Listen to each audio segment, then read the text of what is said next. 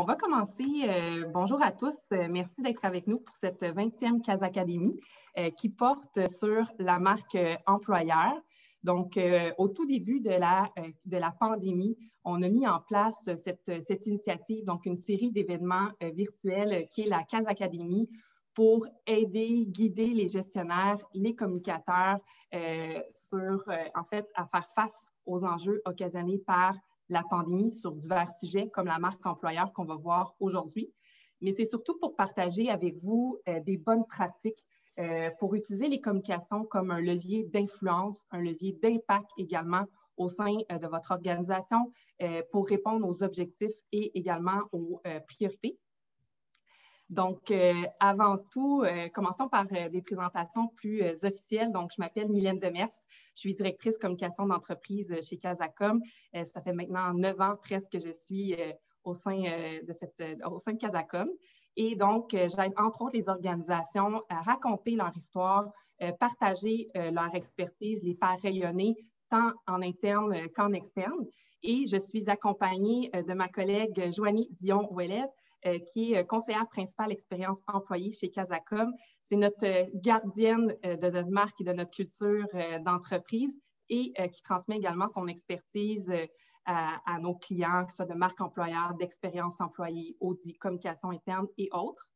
Et nous avons la chance d'avoir parmi nous Samer Saab, qui est président fondateur d'Explorance, un leader mondial en gestion d'expérience. Donc, je suis vraiment très heureuse qu'il soit parmi nous aujourd'hui et je suis sûre qu'il va vous fasciner comme il me fascine, même après plusieurs mois de collaboration ensemble. Sa vision du monde du travail, de l'expérience employée est très moderne et d'avant-garde. Donc, je suis très heureuse, Samer, que tu sois parmi nous aujourd'hui. Merci beaucoup pour ta présence et ta participation. Merci à vous. Parfait. Donc, entrons dans le vif du sujet. Donc, au cours de la dernière année, le monde du travail a été transformé par la pandémie.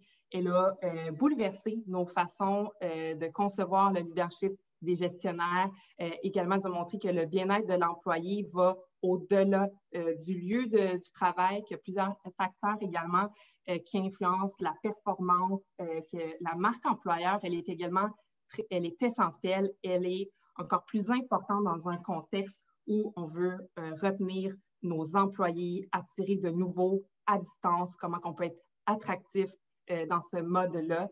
Donc, elle a amené à changer nos méthodes de travail, également à revoir nos priorités. Ce qui est sûr, c'est qu'on a énormément appris au cours de la dernière année, beaucoup d'apprentissages qu'on peut en retirer pour préparer le retour au travail. Parce que oui, il y a des enjeux du monde du travail actuel qu'on va voir ensemble, mais c'est surtout très important et un devoir de préparer la suite qui s'en vient parce qu'on voit la lumière au bout du tunnel là, de plus en plus avec la vaccination massive. Donc, comment, oui, planifier le retour au travail progressif, comment on peut se préparer à ce nouveau monde du travail, sachant également que ça ne sera pas tout noir, tout blanc, ni que ça reviendra exactement comme on l'a vécu, comme on l'a connu. On va faire face encore à des zones de turbulence, possiblement des incertitudes également, mais comment qu'on peut dès maintenant se préparer. Donc, au menu pour cette CAS Académie, on va commencer par faire un survol de nos observations, des échanges qu'on a eus, autant avec des gens autour de nous, de notre entourage, par le service conseil que l'on offre, également la littérature sur les effets de la pandémie sur le monde du travail. Des bonnes pratiques en matière d'expérience, en fait, de marque employeur, également d'expérience employée, qu'on va voir avec Samer à la fin. Des inspirations aussi, comment transposer cette marque employeur-là, comment on la fait vivre dans nos activités de communication, nos outils, à travers nos différents outils en communication interne, communication externe également. Et donc, par la suite, à la toute fin, là, on aura une période de questions. Parfait. Donc, en premier lieu, on peut mettre sur pause Dominique, mais également, n'hésitez pas à partager vos commentaires, vos questions, ou simplement à les poser là, au cours de la conversation, de la présentation. Parfait. Donc, commençons d'abord par nos observations. Donc, on a échangé avec quelques... pardon, je pense qu'on avait une question dans le... OK, parfait. Excuse-moi, c'est ma collègue Sandrine. Parfait. Donc, nos observations, qu'est-ce que quelques professionnels de notre entourage ont dit sur leurs préoccupations du moment? Bien, qu'effectivement, la distance a causé chez plusieurs de leurs collègues un sentiment de détachement face à leur organisation, qu'avec les interactions qui sont maintenant entièrement virtuelles, il est plus difficile de sentir l'impact des interventions qu'on fait, d'accorder un sens au travail. Donc, une professionnelle du secteur du service conseil le mentionnait. Pour un gestionnaire du secteur de la distribution et du détail, donc, il disait, bien, charmer nos candidats, ils ne cherchent pas seulement juste un emploi, mais c'est davantage, c'est de plus en plus important à mettre de l'avant le mode de vie, vraiment l'équipe, on cherche vraiment plus le mode de vie aussi, mais comment le transposer en virtuel, c'est un enjeu, un défi.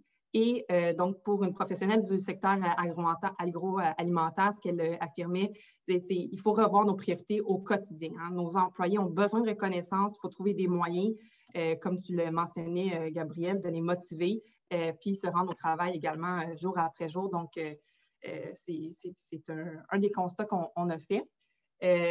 Avec la pandémie, ce qu'on a vu voir également, ça a donné place à l'émergence de nouvelles priorités. Des gestionnaires, des organisations. Donc, en tout premier lieu, maintenant, on voit beaucoup plus l'humain, on est beaucoup plus centré sur l'humain. Au début de la pandémie, le très grand focus était porté sur le consommateur, le client, comment on peut favoriser, optimiser son expérience dans de nouvelles conditions, alors que maintenant, la place et la priorité est beaucoup plus axée sur notre employé, qui a été délesté d'ailleurs durant les dernières années. Donc, on considère maintenant beaucoup plus l'environnement de l'employé, l'impact qu'il a sur son travail, donc sa vie personnelle, son état mental. On voit beaucoup plus d'initiatives, de journées, semaines thématiques en lien avec le bien-être, la santé mentale. D'ailleurs, 3 organisations sur 4 en ont mis en place durant la dernière année. Et selon des recherches, ils ont vu un impact très concret sur leurs employés. Donc, ceux qui ont mis en place une initiative de la sorte, donc 23 ont vu une amélioration de la santé mentale des employés, 17 sur leur santé physique. Donc, il y a vraiment un lien fort également qui est observé. Puis, on mise davantage également sur l'expérience employée et donc que ça passe par différents plans qui sont au sein de son travail et à l'extérieur. On pourra en voir un peu plus tard avec sa mère.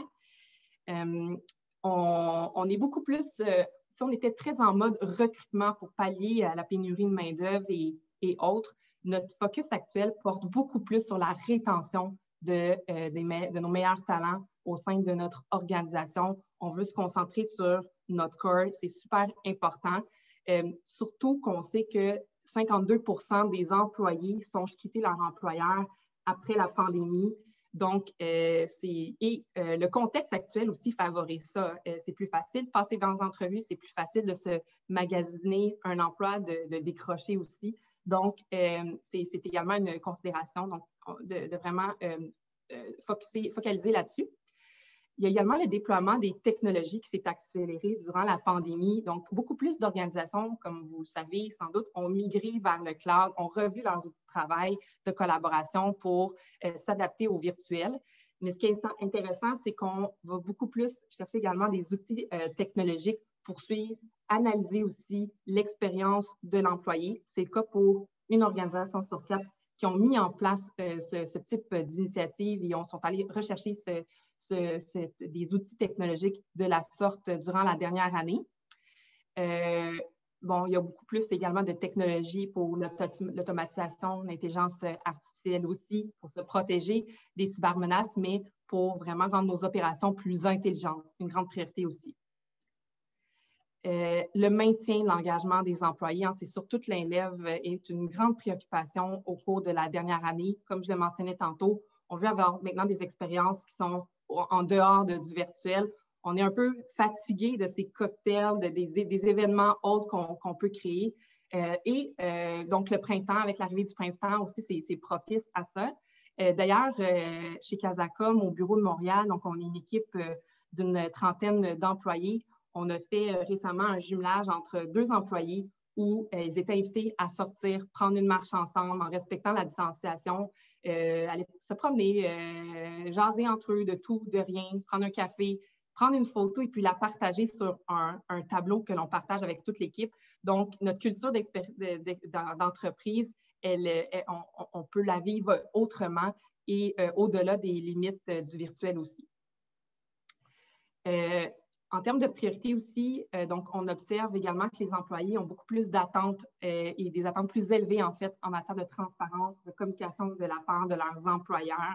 Donc, ils veulent se sentir écoutés, mais également se sentir rassurés dans le contexte actuel. Et donc, il y a également davantage de recherche d'authenticité et une entreprise qui rejoint nos valeurs. Donc, c'est le cas, et on en a entendu beaucoup parler, du consommateur, mais c'est d'autant plus réel avec la pandémie aussi pour l'employé. Donc, si on passe maintenant à la prochaine diapositive, donc, il y a également, on cherche aussi avec la pandémie, les effets de la pandémie, des nouvelles compétences. Donc, ça, c'est un point important. Donc, autant en interne qu'en externe. Donc, en interne, on va beaucoup plus miser sur la formation, le développement des employés, donc le upskilling, reskilling, pour pallier différents enjeux, que ce soit de main-d'œuvre, d'intégration technologique, d'automatisation. Et on veut s'y préparer parce qu'en fait, 30% des organisations ont affirmé ne pas être suffisamment préparées à répondre aux gaps avec l'automatisation. Donc, on veut être prêt à ça. On va également chercher beaucoup plus de ressources à l'externe avec le contexte actuel, que ce soit des firmes, des collaborateurs, des pigistes. On veut aller chercher des spécialistes qu'on n'a pas nécessairement en interne. Et donc, on a également la recherche davantage de liquid workforce qu'on appelle. Donc, d'avoir à la disponibilité du personnel, des employés qui peuvent en fait travailler selon une banque d'heures, selon les semaines, selon la charge du travail. Donc, ça va être beaucoup plus recherché dans les prochains mois également. On est davantage, et ça a changé les dynamiques de travail. Donc, on est beaucoup plus dans une approche ascendante, bottom-up que descendante. Donc, la structure organisationnelle, la hiérarchie a également changé. On est moins hiérarchique. En fait, il y a une hiérarchie qui s'installe entre les réseaux, les départements. Et donc, ça fait en sorte aussi que les employés sont plus impliqués dans la prise de décision et reçoivent plus de coaching, sont 3 fois plus enclins à affirmer que leurs organisations prennent des décisions rapides et de haute qualité. On voit aussi des nouvelles disciplines, de nouvelles fonctions au sein des organisations en lien avec l'expérience, que ce soit pour le côté client, que ce soit avec l'employé aussi. On fonctionne également beaucoup plus par gestion, par objectif, avec une approche de coaching, de one-on-one, personnalisée également. Donc, on se dirige vers ça. Et ce qu'on a pu observer, c'est que la performance, c'est plus le simple facteur de productivité, il y en est un parmi d'autres. Et pour ce qui est du dernier point, donc des possibles enjeux d'équité, c'est une considération, c'est plus des questionnements à prendre en compte pour la suite et le retour au travail. Donc, vous en avez sûrement entendu parler au cours de la dernière année. On a mentionné que les femmes étaient plus susceptibles de laisser leur emploi ou revoir leur charge de travail par rapport aux hommes, selon la réalité, les difficultés du ménage en raison de la pandémie.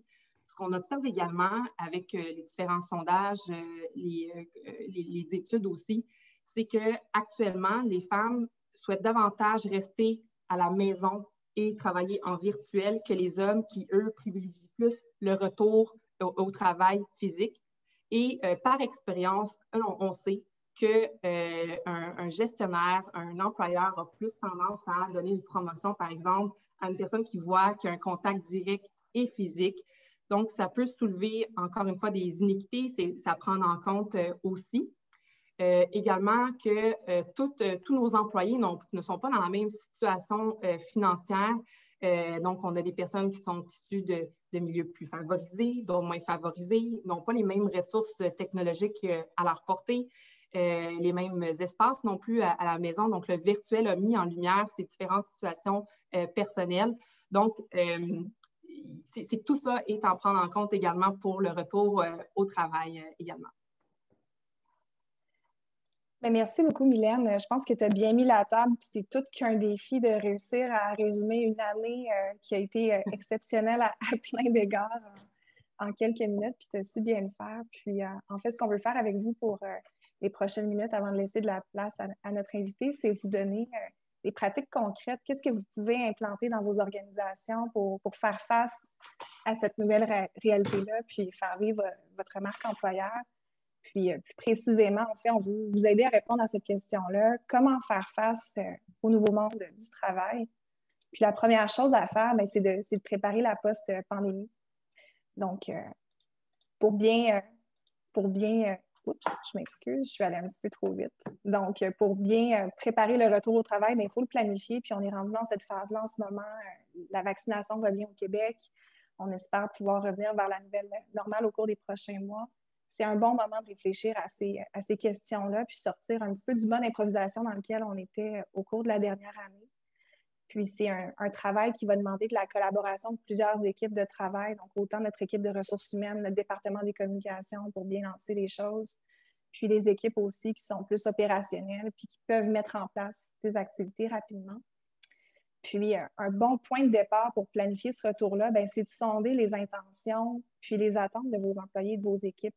Parce que la pandémie a changé un peu la façon dont on voyait notre monde du travail, dont on voyait notre relation avec l'employeur. Puis le retour va se faire d'une façon qui est différente que de la façon qu'on a quitté.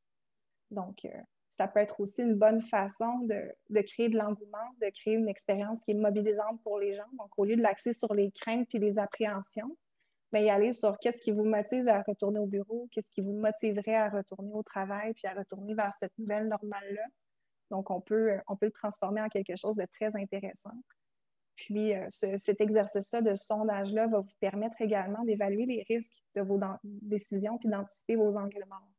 Donc, si je suis dans une organisation qui dit, écoute, le télétravail, ça va super bien, on va fermer nos bureaux, tout le monde va travailler de la maison. On fait un sondage, puis on se rend compte que les gens manquent les contacts humains puis qu'ils s'ennuient de ça. Bien là, on a un bel angle mort. On est en train de prendre une décision qui va à l'encontre des attentes de 50 des gens dans notre organisation. Donc, on risque d'en perdre quelques-uns ou de créer du désengagement. Donc, ça nous permet de prendre des bonnes décisions, puis qu'elles soient appuyées sur quelque chose de solide. Puis ça met la table pour le retour.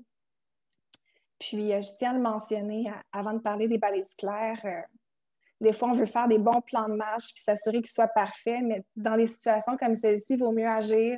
On évalue, puis on se réajuste par la suite. On ne sait pas ce qui nous attend dans les prochains mois. Ça se peut que ça continue d'évoluer. Ça se peut qu'on retourne vers d'autres confinements. Donc, on est mieux d'y aller dans un processus qui est très agile puis très itératif, puis bouger rapidement.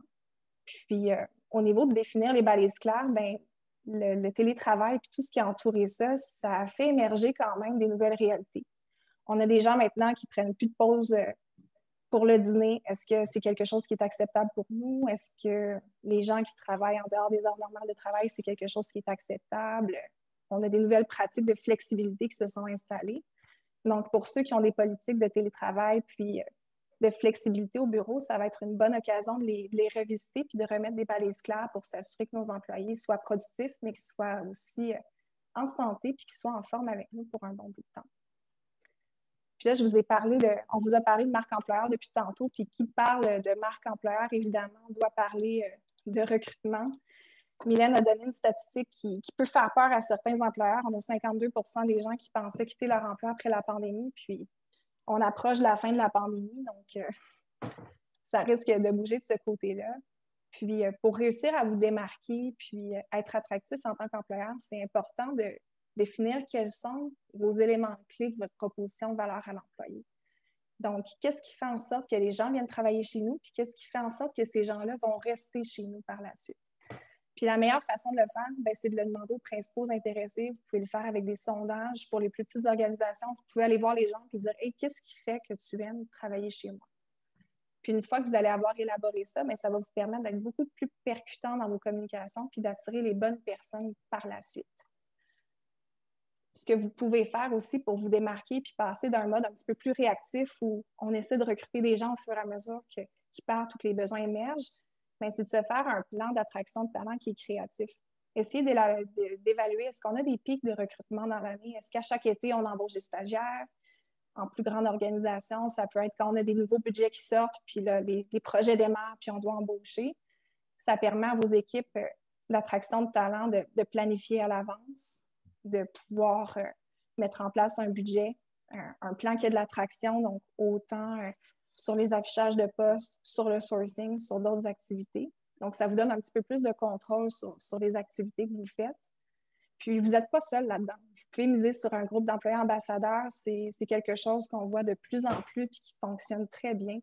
Ciblez vos employés qui représentent bien vos valeurs, qui aiment votre organisation, puis vous pouvez leur offrir des formations pour approcher des gens sur LinkedIn, publier du contenu sur leurs médias sociaux, les inviter à participer à des activités de recrutement qu'on pourra se retrouver tout le monde ensemble puis parler de leur expérience chez nous. Puis c'est des gens aussi qui peuvent vous filer sur ce qui se passe dans l'organisation.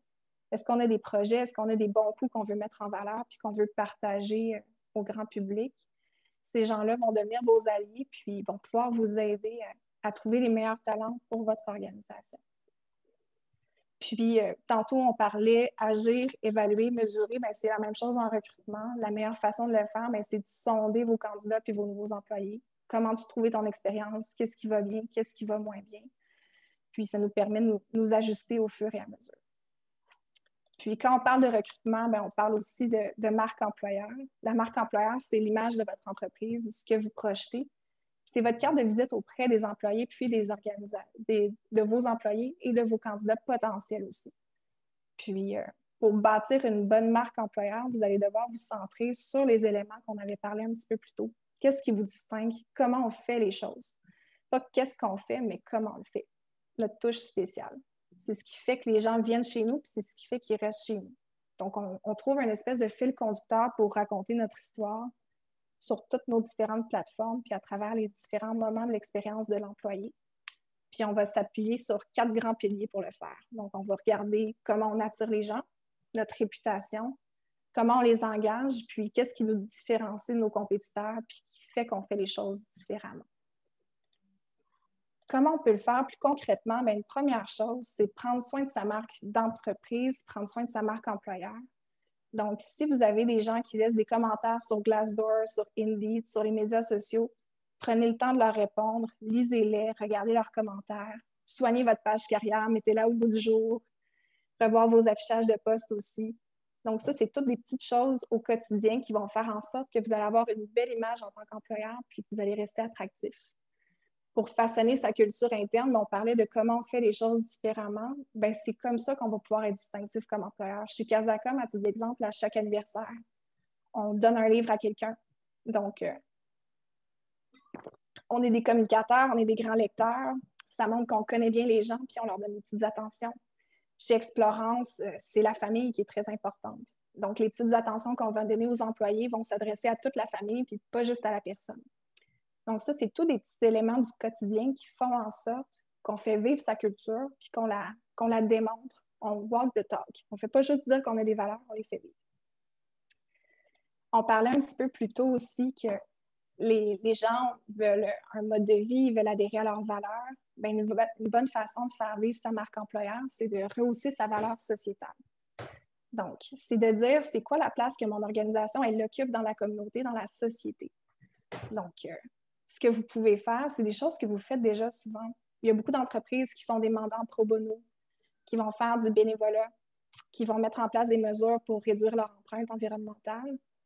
Bien, ça, c'est toutes des choses que vous pouvez montrer avec votre marque employeur, faire des vidéos, préparer des communications qui sont adressées à vos employés pour mettre en valeur toutes ces choses-là que vous faites. Ça va renforcer le sentiment d'appartenance, mais ça va aussi créer de la fierté chez vos employés. Puis un bon exemple, il y a une entreprise Bell que tout le monde connaît qui est dans le secteur des télécommunications. Avec la cause, Belle Cause pour la cause, c'est quelque chose qu'ils présentent à l'externe, mais dans leur valeur d'entreprise, les activités qu'ils font, ils vont mettre l'accent sur le bien-être au travail, puis c'est une valeur pilier chez eux. Puis au niveau de l'optimisation des parties prenantes, je vois que le temps file, donc je vais essayer d'aller un petit peu plus rapidement là-dessus. En fait, ce qu'on veut faire, c'est personnaliser le parcours de nos employés. Au niveau de l'accueil et intégration, on va regarder quel type d'employé on a. puis comment ils vont vivre leur expérience de façon différente.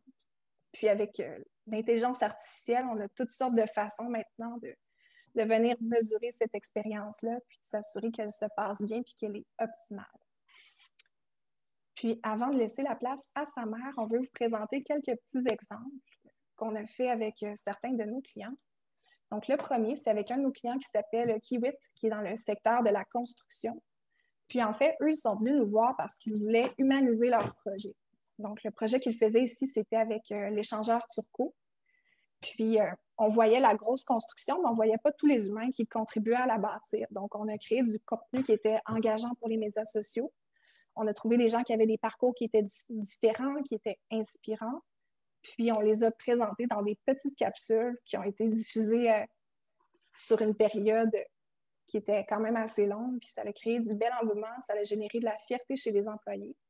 Puis, dépendamment des budgets, c'est quelque chose qui peut se faire à plus grand déploiement, mais on peut aussi le faire avec une caméra puis un iPhone, puis parler de notre expérience, puis qu'est-ce qui anime notre quotidien pour alimenter nos réseaux sociaux. Chez Casacom, à l'interne, on a créé une image de marque qui est très, très claire dans le ton qu'on emploie avec nos employés, comment on communique avec eux. Au niveau de nos valeurs d'entreprise, le bien-être, la santé mentale, les saines habitudes de vie, ça fait partie de nos valeurs.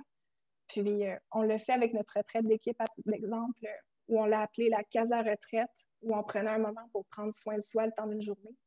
Ça, c'est un bon exemple de comment on peut faire vivre sa marque employeur à l'interne. Un autre exemple, au niveau des programmes avantages sociaux. Souvent, c'est quelque chose qui est très méconnu des employés puis qui est un avantage qui est significatif. On peut les retravailler, les brander, les présenter différemment avec des problèmes de communication, puis avec pas des problèmes, des programmes de communication, je m'excuse. Et ça, c'est un exemple qu'on avait fait avec un programme PAE qui était méconnu des employés. Donc, on a voulu souligner que ce programme-là, il existait, il a été présenté, puis les résultats qui en sont ressortis, en fait, c'est que les gens le connaissaient et l'utilisaient plus par la suite. Donc, maintenant, pour Aluminier Alouette, si tu peux peut-être, Joanie, cliquer sur les deux petites flèches. Donc, Aluminerie Alouette souhaitait déployer une grande campagne de recrutement. Donc, ça faisait quelques années qu'ils n'avaient pas embauché. Donc, c'est important pour eux de rejoindre rapidement et efficacement différentes personnes. Donc, accompagné d'une stratégie de diffusion, on a développé des contenus avec différents messages. Et ça a été facile à mettre en place parce qu'avec une bonne marque d'employeur qui est forte, donc on se base là-dessus pour créer des visuels d'impact et d'engagement. Donc, selon le ton, la personnalité, on est plus dans l'humour, on est plus sérieux, jusqu'où on est prête à aller, est-ce qu'on est plus dans l'humain, quel type d'humain, quelles sont les interactions qu'on favorise, les iconographies ou pas. Donc, ça vient vraiment faciliter le processus, puis ça vient nous guider également dans l'élaboration de campagne. Et dans ce cas-ci, donc oui, ça peut être des vidéos, des animations, des images statiques, entre autres, pour cibler des gens, que ce soit sur les médias sociaux, mais également sur des sites d'emploi, entre autres. Et dans ce cas-ci, on a dépassé de 200% nos objectifs, donc avec un très, très bon ciblage, avec des visuels d'impact qui rejoignent également les gens, et de montrer qui on est, nos couleurs. Ça a été un franc succès. Parfait. Donc, est-ce que vous avez des questions ou pour le moment, avant d'entrer peut-être avec la discussion avec Samer, est-ce qu'il y avait des points que vous souhaitez élaborer, que ce soit la marque employeur, le monde du travail jusqu'à présent?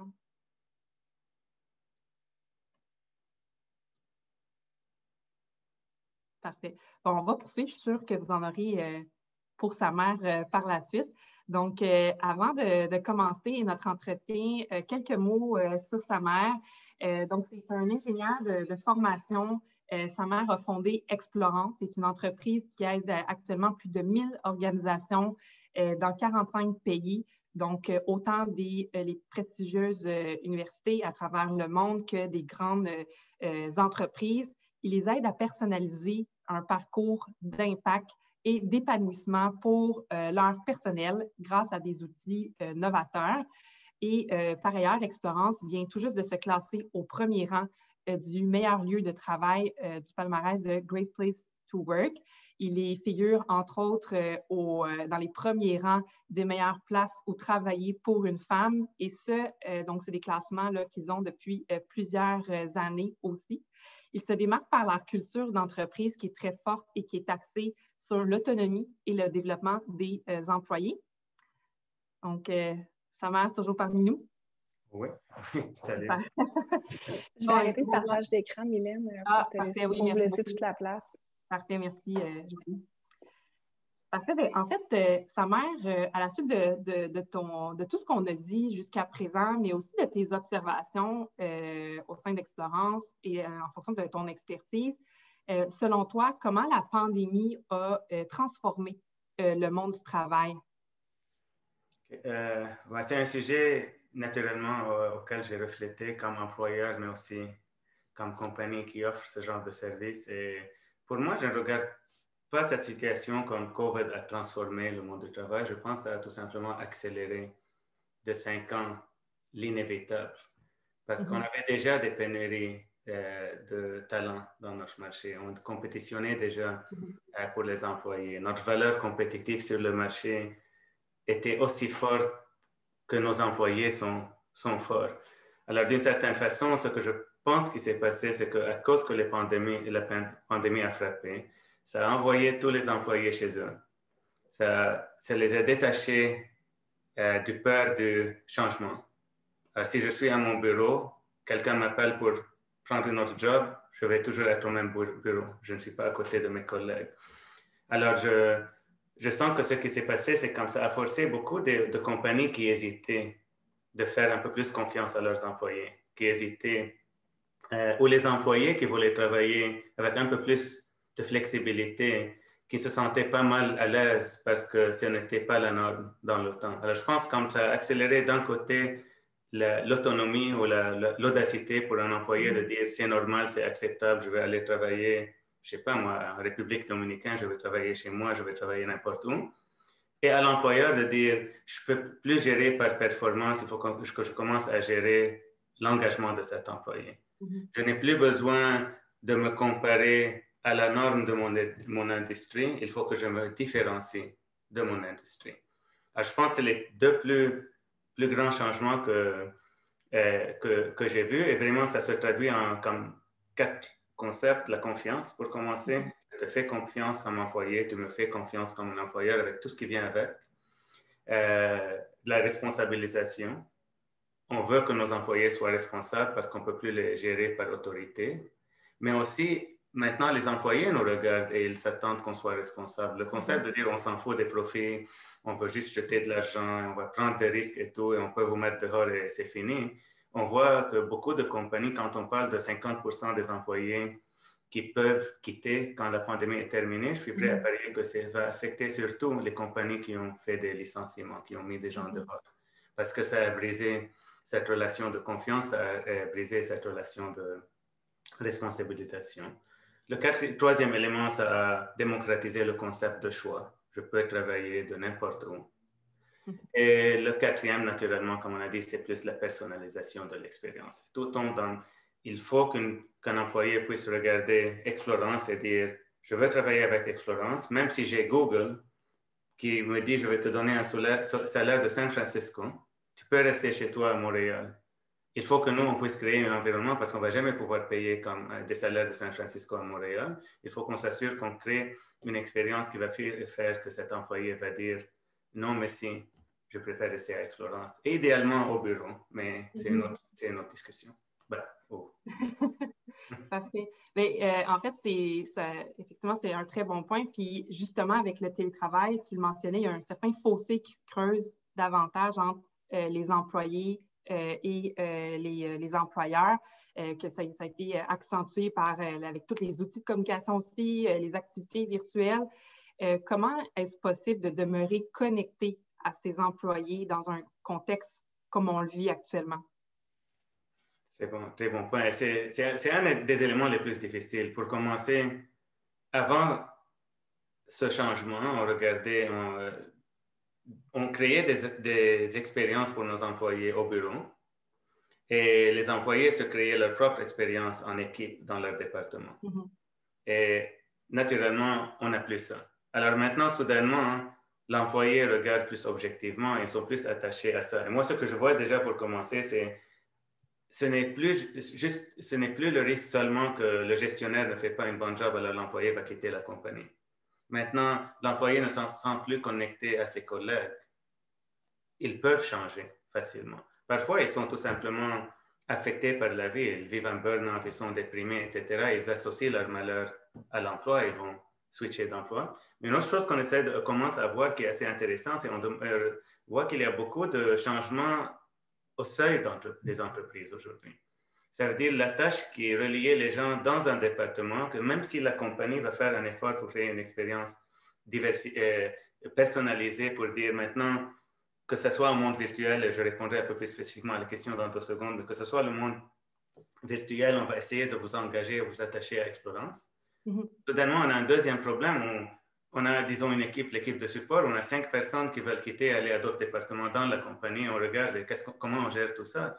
Et puis, quand on y pense pour 2 secondes, s'il y a des départements où les gens vont souffrir, mais ils souffrent ensemble.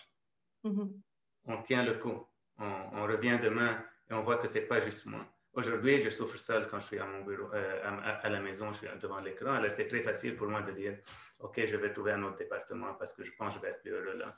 Et ça fait que maintenant, on va demander beaucoup plus à un gestionnaire parce que ça devient une sous-compagnie qui est responsable de créer une certaine atmosphère. On ne peut pas ajouter des activités virtuelles. On passe assez de temps dans le virtuel. C'est très difficile de dire aux gens, on l'a tous fait, un 5 à 7 virtuel. Comme bravo, on fait 8 heures de meeting en Zoom et on ajoute à ça 2 heures de plus où on va prendre une bière et nous rappeler qu'on est loin de nos collègues et on ne peut pas être proche. Right? So, il faut tout repenser. Alors, dans notre cas, par exemple, on dit, OK, pour commencer, naturellement, il faut commencer à penser un peu plus à qu'est-ce qu'on peut créer comme expérience réelle pour ces gens, qui prennent en considération la situation actuelle, qui fait qu'ils vont faire un peu plus d'activités dehors, qui fait qu'ils vont s'amuser un peu et quand ils se rejoignent dans le monde virtuel, c'est juste pour le début ou la fin peut-être, etc.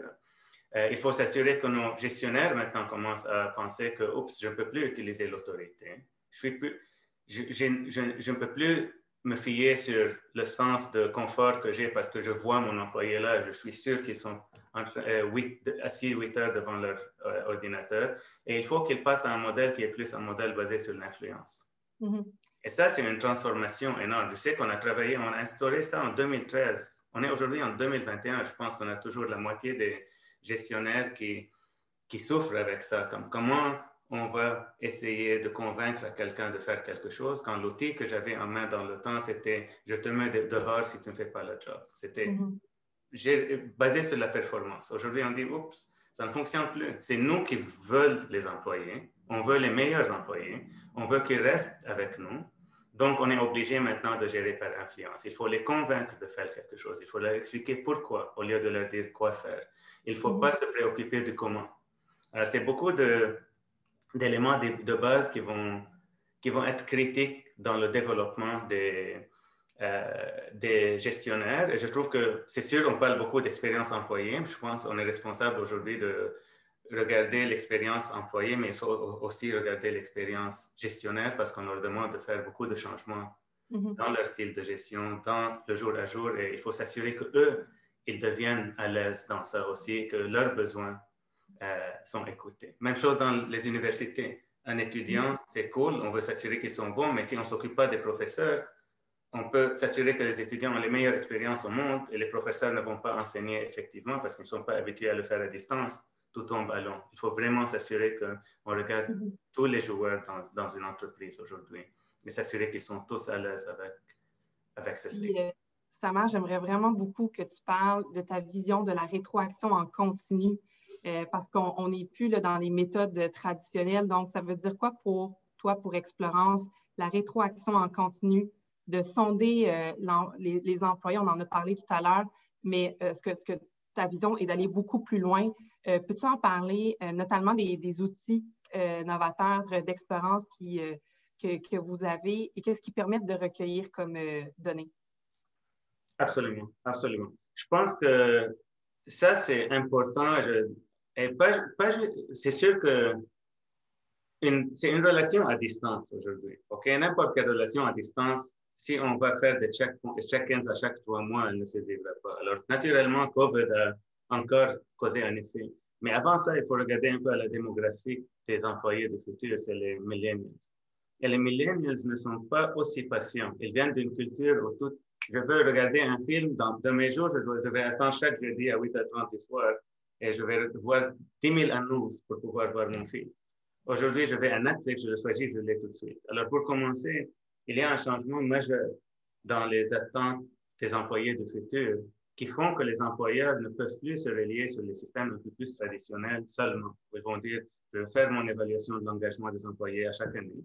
Mm-hmm. Et quand je fais mon analyse, tout va être bien, je vais trouver 2-3 choses que je peux améliorer et voilà, tout est bon. Si on fait ça, on va avoir un taux d'attrition de, je dirais, facilement 30 à 35% de nos employés parce que la plupart ne vont pas attendre un an pour se faire écouter.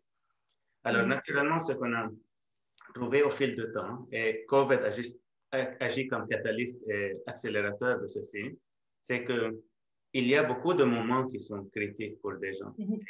Et dans ces moments, on doit être à l'écoute. Ça veut dire qu'un employé ne veut plus attendre pour se faire écouter et un employeur ne peut plus attendre pour apprendre sur ses employés, sur leurs besoins. Et je regarde les gestionnaires encore plus. Si aujourd'hui, je suis obligé de changer complètement les compétences qui ont fait que je suis devenu gestionnaire il y a 18 mois, il faut que je puisse avoir des outils qui me permettent de mesurer à temps réel chaque transaction que je fais, chaque changement que je fais pour s'assurer que je ne vais pas attendre 2 ans pour devenir un manager efficace, parce que ça va coûter beaucoup aux compagnies et à leur développement de carrière. Alors, c'est sûr qu'on voit ce besoin devenir de plus en plus important, pas comme remplacement, mais comme complémentarité. Parce que les organisations ont toujours besoin de mesurer les grands objectifs, les grands enjeux et tout, que ce soit au niveau du recrutement, le onboarding. On parle beaucoup de la marque d'employeur. Je pense que ce coin qui est recrutement, marque employeur, onboarding devient critique. La plupart des compagnies vont perdre 33% des nouveaux employés durant cette phase. Et c'est là qu'il faut se concentrer surtout. Et si on regarde ça, encore, le onboarding, ce n'est pas quelque chose qui se fait juste aux 90 jours et aux 180 jours. C'est à chaque jour qu'il y a une dimension qui va changer. Alors, on revient dans le même paradigme. Et quand on regarde l'employer brand, ce n'est plus juste ce qui se met sur Glassdoor et Indeed, mais c'est aussi l'expérience des gens durant leur onboarding. Moi, je fais très attention aux gens qui quittent. Qu'ils quittent par eux-mêmes ou qu'on leur demande de quitter. Si on ne gère pas l'expérience du départ, ça va être les gens qui vont être les plus néfastes dans le cycle d'entrée qui est Glassdoor, Indeed et la réputation de l'employeur. Un applicant qui va appliquer et on ne va pas les rappeler pour leur dire voilà pourquoi on ne vous a pas choisi, bonne chance, etc. Il y a des chances fortes que cet applicant va aussi devenir quelqu'un qui va nuire à la marque employeur. Ça veut dire qu'il faut des outils aussi qui vont regarder, et ce n'est pas quelqu'un qui va lire et juste répondre, mais d'avoir une façon structurée. Des grandes entreprises vont avoir 15 000 à 20 000 réponses à chaque carte, par exemple. Et là, il faut des systèmes qui sont plus automatisés, qui vont automatiquement amener les enjeux. OK, dans les derniers 3 mois, ça a l'air qu'il y a une augmentation sur ces 2 éléments en négativité. Il faut que vous fassiez attention tout de suite. Même chose pour regarder l'attrition. On ne veut pas que les gens nous quittent parce qu'ils ne nous aiment pas, parce que ça va être les gens qui vont être les plus grands détracteurs de la marque employeur. Il faut s'assurer, là, il y a une course dans le marché de dire c'est quoi le plus tôt qu'on peut prédire s'il y a un employé à risque ou s'il y a une région ou un département ou une division où il y a un grand risque qui augmente dans le taux d'attrition, par exemple. Et encore, ça tombe dans le même concept. Alors, quand on regarde la marque employeur, ça devient beaucoup plus loin. Tout ce que je couvre normalement, quand on parle de la gestion de l'expérience d'un employé, c'est les éléments normalement qu'on va regarder, que ce soit par consultation, que ce soit par outil, que ce soit par support, mais encore que ce soit nos solutions ou les autres, je pense que c'est inévitable aujourd'hui de regarder ces 3 éléments spécifiquement rétroaction et écoute à temps réel, faire un système de gouvernance automatisé qui permet de mesurer chaque point de l'expérience du moment qu'un employé sache qu'on existe jusqu'au moment où ils vont arrêter de nous supporter dans leur vie. Il faut s'assurer qu'on mesure ça et qu'on ait un angle qui regarde beaucoup et qui prend très soin de les gens qu'on fait rentrer, les gens qu'on développe à l'interne, parce que c'est la façon la moins chère de créer des opportunités de travail pour juste ouvrir des entrants qui sont à un plus bas niveau et puis bâtir des carrières. Et là, ça va combattre l'attrition en même temps. Alors, ça donne deux avantages. Et naturellement, s'assurer que si jamais il faut que quelqu'un quitte, que ça soit toujours fait d'une bonne façon, parce que selon mon expérience, c'est là où ça fait le plus mal, normalement. Tout à fait. Donc, de mesurer l'expérience employée à des moments clés de son parcours, mais aussi de façon aléatoire et en continu. Puis ça, c'est bénéfique aussi à long terme pour l'organisation. Il y a plusieurs bénéfices. On parle de recrutement, mais de performance également, là. Oui, les performances, c'est ça. Parce que si on pense, je pense qu'on regarde aujourd'hui, parce que le mot performance aujourd'hui, le contexte n'est pas idéal pour. C'est sûr qu'on veut la performance, mais si on a un haut taux d'engagement, si on peut embaucher le meilleur talent et développer notre talent interne, en général, la performance se mesure dans la performance de la compagnie. Et ce qu'on trouve aujourd'hui dans l'histoire de la gestion de l'expérience, il y a une évolution d'une concentration sur l'expérience de l'employé, l'expérience de client en silo. Et maintenant, ils commencent à regarder le concept de business experience, qui est la convergence de l'expérience du client et l'expérience de l'employé. Et en corrélant ces deux expériences, on va avoir une très bonne idée de l'impact de chaque employé, de chaque fonction, de chaque expérience de nos employés sur le client et la convergence des deux sur la performance de l'organisation comme telle. Et c'est un modèle qui est un peu plus récent, mais on le voit de plus en plus prendre place. Et je pense que si on va regarder un peu l'évolution et le futur d'une notion de la performance, on va trouver de plus en plus que c'est critique de ne pas juste arrêter à l'expérience de l'employé, mais regarder aussi l'expérience des clients et essayant de les corréler. Parce qu'au fond, si un client n'est pas heureux, ils ne sont pas heureux à cause d'un produit ou d'un service. Okay? Et dans les deux cas, ça va être une extension pour arriver à un employé ou un département ou un gestionnaire ou une fonction. C'est quelque chose qu'on peut régler comme entreprise du côté HR. Alors, ça fait que l'importance des ressources humaines aujourd'hui est reliée à l'importance de l'employé, qui est reliée à la compétitivité et l'offre d'un employeur. Encore, pour terminer, Samar, qu'est-ce qu'il faut arrêter de faire dès demain, puis comment les gestionnaires peuvent se préparer au retour au travail? OK. Moi, je regarde ça comme des grandes transformations qui ont été accélérées. Une, naturellement, c'est un concept où on regarde comment je suis compagnie 1, je me compare à la compagnie B et je suis un peu mieux qu'eux à devenir, je suis une compagnie 1 qui est très unique. Alors, se concentrer sur le côté unique de chaque culture, il faut s'investir. Et la culture, ça va à un niveau plus haut que les valeurs. C'est la façon de faire, c'est pas juste qui on est fondamentalement. La deuxième transition, c'est une transformation encore qui est ancienne, mais qui devient plus critique. C'est dans le temps, on se concentrait beaucoup sur le concept de connaissance et capacité. Maintenant, on va se transformer sur les compétences. C'est critique de s'assurer que la compétence comme l'influence, la communication, donner du feedback, recevoir du feedback, l'écoute, etc., ça se développe big time. Et puis, on regarde un autre qui est important, c'est dans le temps, les compagnies mesuraient ce qu'elles pensaient étaient les besoins de leurs employés. Et une grande transformation, c'est aujourd'hui, on est obligé de mesurer des attentes exprimées. C'est les attentes, c'est plus le besoin. Alors, toutes ces transformations vont être critiques. Moi, je ne pense pas de qu'est-ce qui va se passer après la pandémie. Je regarde plus à ce qu'on va nous rappeler des leçons de la pandémie. Penser d'être plus conservateur, plus responsable. Il faut se rappeler que si on est responsable, on ne serait pas obligé de mettre des gens dehors. Être transparent pour gérer l'anxiété des employés, mais aussi créer ce concept de confiance. Parce que le minute qu'il y a une confiance bâtie, le partenariat est très difficile à briser. et s'investir dans ce concept où il faut apprendre à nos gestionnaires comment être transparent, comment être responsable, comment développer l'empathie. Et même si on parle du modèle de travail, naturellement, je pense que 75% de nos employés d'ici un an et demi vont être de retour au travail par eux-mêmes parce qu'ils ou elles veulent cette expérience qu'on va créer. Et là, on est en train de tout réinventer et repenser.